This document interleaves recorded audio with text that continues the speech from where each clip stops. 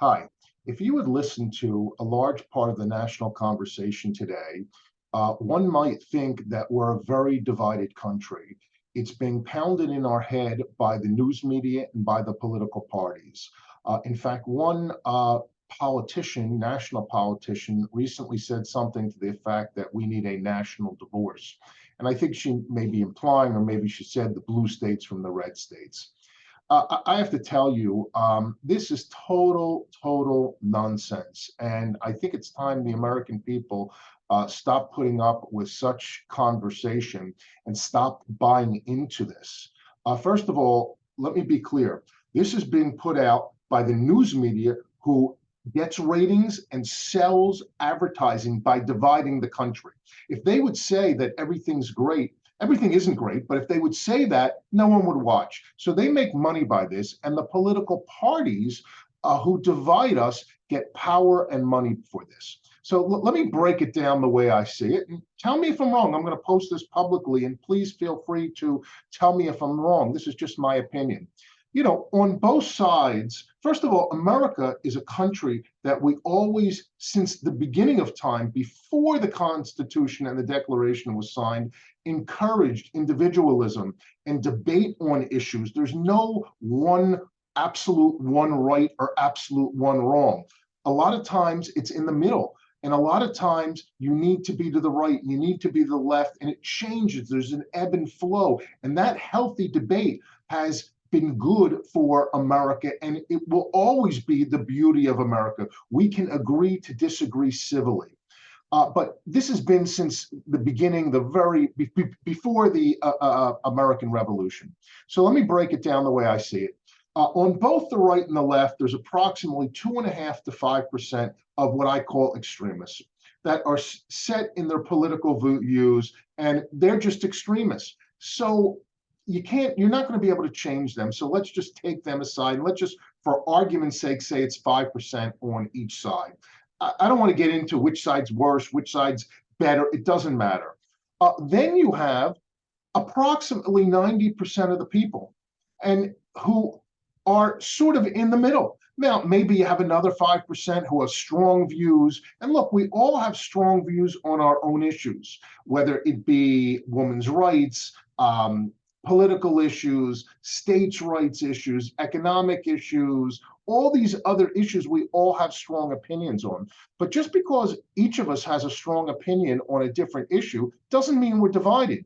I think most of us want the same thing for our families, for our communities, for our businesses, and just for our lives and for our children's lives. The vast amount of Americans are not strongly divided. Again, we have different opinions. We have opinions on what we think should be good policy in terms of things like taxation, women's rights, foreign events, intervention, things like that.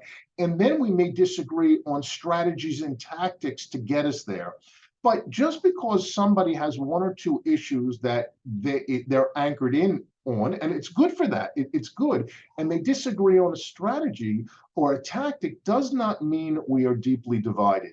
If you ask 100 people, average Americans from all walks of life, on most issues, they're going to agree on.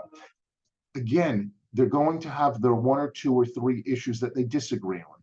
But just because someone disagrees on one or two or three or four issues, and someone disagrees on tactics or strategy, doesn't make us a deeply divided nation. In fact, I would say the opposite. We're a deeply unified nation. America comes together when we need to. After 9/11, America came together. America's comes together again when we need to and when it's important.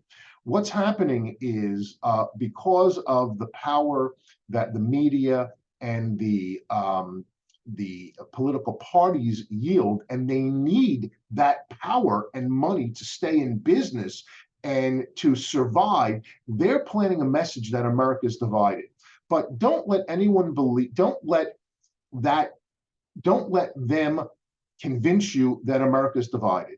Just because somebody says something over and over and over again, and you hear it on TV and our politicians are saying it, it may not be true. It's not true at all. We can always disagree on political parties. There's people who are anchored into being Republicans, people who are anchored into being Democrats, but that doesn't mean we're divided. That doesn't mean we're divided at all. So I believe America is united, and I would encourage my friends, my family, to take a second look at this. And when you hear that people are, that you're told that we're more divided than ever, stand up and say we're not more divided than ever. We're as divided as ever, which is there always is a divide, but it's a difference of opinions. I have a difference of opinion with a lot of people. It doesn't mean I'm divided from them. America is united, and God willing, will always be united. But we have to stand up to the people who are telling us we're divided and push back, because they're not the authority. Just because they have a microphone and they're on the news and they're pounding it in your head, or they represent the politicians, that doesn't mean that they're right. Remember, the politicians work for us and the news media work for us. So take a look at this issue and ask yourself, are we really that divided? I would say we're divided on some issues. We've always been divided on some issues, but we're united. We're more united than we are divided. Take care and have a great day.